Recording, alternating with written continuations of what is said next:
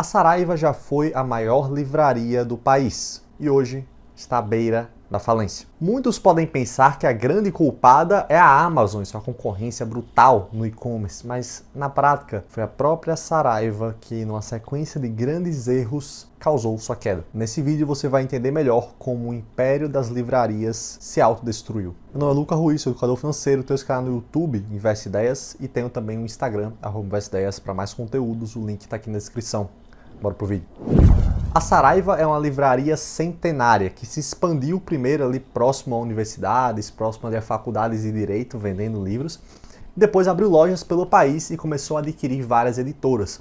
Ela tinha realmente um foco muito grande em livros próprios, né? Ela não só revendia livros como a Amazon faz, por exemplo, né? A Amazon compra os livros das editoras e revende no site. A Saraiva, ela produzia muitos livros também, principalmente livros didáticos para faculdades. E ela cresceu ao ponto de se tornar a maior e mais relevante livraria do Brasil. Inclusive, para quem acha que livraria é sinônimo de coisa antiga, a Saraiva foi a primeira livraria, a primeira empresa brasileira, na verdade, que teve um site de e-commerce para livros. Enquanto que a Amazon, né, o maior e-commerce mundial de livros, foi fundada ali em 1994, a Saraiva abriu o primeiro site para livros no Brasil em 1998, só 4 anos depois. Ela era, inclusive, uma empresa muito inovadora. Foi uma das empresas pioneiras a trazer o modelo de e-books aqui para o Brasil e era, por isso, uma empresa de crescimento acelerado. Tanto que as ações de 2003 até 2006 se multiplicaram por 4 vezes, saindo de R$300 a ação para 1.200. Era realmente uma empresa quase que tecnologia no Brasil.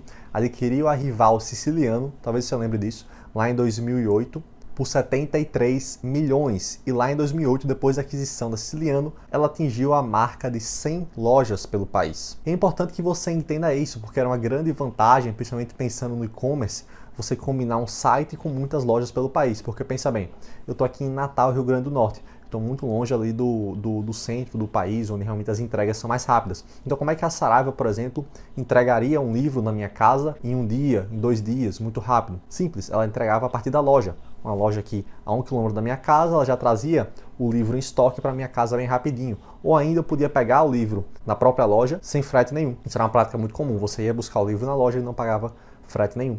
Então, essa grande quantidade de lojas espalhadas pelo Brasil era uma grande vantagem para a Saraiva. Os investidores estavam muito animados, também com os investimentos em tecnologia da empresa. Como eu falei, ela foi pioneira em trazer o e-book, em trazer aparelhos de leitura copiados do Kindle da Amazon nos Estados Unidos. Ela trouxe esse modelo para o Brasil. E na época onde a Amazon nem havia entrado no Brasil ainda, parecia que ninguém poderia derrubar a Saraiva. Mas o perigo que ninguém via que a Saraiva poderia derrubar ela mesma. Mas na época era só festa. O Brasil tinha 200 milhões de pessoas, a economia crescia muito rápido, ali no finalzinho do segundo governo do Lula, e num país de 200 milhões ela só tinha 20 milhões de clientes. Pensa só 10% da população podia se expandir muito. E essas várias grandes aquisições da Siciliano, de outras editoras de livros, levaram a Saraiva a alcançar vendas de 2 bilhões de reais em 2012 e um lucro de 78 milhões. Então, como isso tudo pôde dar errado? A grande questão, pessoal, é que empresas do tipo que fazem muitas aquisições, que crescem rápido, que investem em tecnologia, muitas vezes toda essa empolgação é só a pontinha do iceberg. Isso porque, no caso da Saraiva, o fundo era dívida. Enquanto o lucro da empresa, o lucro operacional da empresa, era de 150 milhões ali em 2012, a dívida, que era de 350 milhões, não preocupava muito. Era uma dívida razoável, é uma proporção razoável, ali umas 2 vezes mais ou menos o lucro. O problema foi que no ano seguinte, em 2013, o lucro da Saraiva despencou de 150 para 50 milhões. E assim essa relação de lucro e dívida foi para 7 vezes. Inclusive essa dívida teve que ir aumentando com o tempo, porque para compensar esse lucro caindo, para pagar fornecedores pelos livros, para pagar as aquisições, a Saraiva teve que pegar mais dinheiro emprestado. E essa dívida, que era de 350 milhões, disparou para 800 milhões. Enquanto isso, o lucro da Saraiva estava lá embaixo. E para completar, no meio disso tudo, o país começou a entrar numa crise econômica braba, onde as pessoas iam menos aos shoppings, que era onde a maioria das lojas da Saraiva estavam, onde as pessoas consumiam menos livros, onde menos estudantes entravam nas universidades e com isso compravam os materiais da Saraiva. E aí a Saraiva se viu numa encruzilhada, porque ela tinha uma dívida muito alta, o lucro só ia caindo e ela não teve escolha a não ser começar a vender partes do negócio. Várias das editoras que ela havia adquirido nos anos anteriores, ela teve que começar a vender para pagar essa dívida muito alta. Ela vendeu várias dessas editoras educacionais, de medicina, de direito, de engenharia, para abrir a educação. E com isso conseguiu diminuir a dívida dela ali para uns 600 milhões.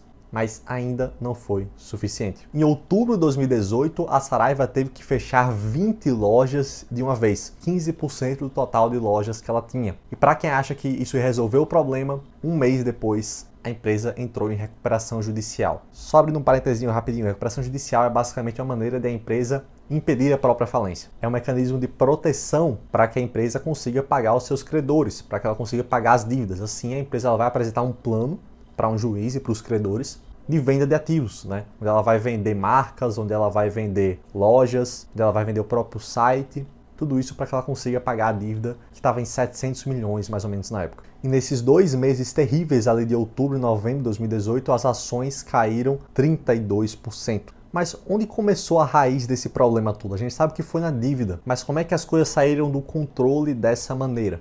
Tem uma frase que eu gosto muito, eu não sei de quem é o autor, já vi tantas vezes essa frase que não dá para rastrear a origem, que diz o seguinte: empresa sem dívida não quebra. Não entenda mal, a dívida para a empresa muitas vezes é benéfica por vários motivos, a empresa ela paga menos impostos por ter dívida, mas quase todas as situações em que a empresa vai à falência, esse processozinho segue 4 passos. Primeiro, a empresa quer crescer e pega dinheiro emprestado para conseguir financiar esse crescimento, para abrir mais lojas, para adquirir outras empresas. Segundo, ela faz aquisições enormes, como a da Siciliano, que a Saraiva fez por 70 milhões lá em 2013. Com isso, a Saraiva triplicou de tamanho na época. Terceiro, algumas dessas aquisições não dão certo, vão abaixo do esperado. Às vezes a economia começa a entrar num período mais difícil de crise, ou às vezes a empresa adquirida não era tão boa assim.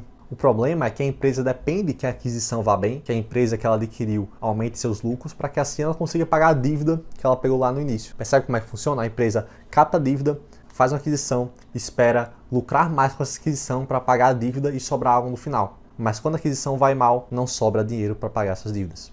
E a grande chave aqui para a Saraiva está no terceiro ponto, que eram as aquisições. Porque a Saraiva cresceu com dívida no pior momento possível. No momento onde a economia começava a entrar em recessão. Lá em 2012, mais ou menos. Lembra dos anos seguintes? Aquelas crises lá da Lava Jato, o desemprego batendo 12%, pessoas consumindo menos nos shoppings, muitas lojas fechando. Além disso, aquele programa estudantil do governo, FIES, que financiava com que os alunos sem condições financeiras estudassem em universidades particulares, ele bancava também a compra de livros pelos estudantes. Lá para 2015, mais ou menos, nesses anos aí, o FIES foi cada vez mais diminuindo, né? Houveram vários cortes sucessivos ali no FIES. E com isso, menos estudantes entravam nas universidades e havia menos compra de livros por esse programa. Isso resultava em menos vendas para a Saraiva também. Acabou se formando uma bola de neve de consequências negativas para a empresa. E para completar tudo isso, em 2012, a Amazon aterrissou no Brasil. Nos anos seguintes começou a crescer bastante. E por mais que a maioria das pessoas pense que a Amazon é a grande culpada pela falência da Saraiva, você vê que ela só foi um dos pontos que causou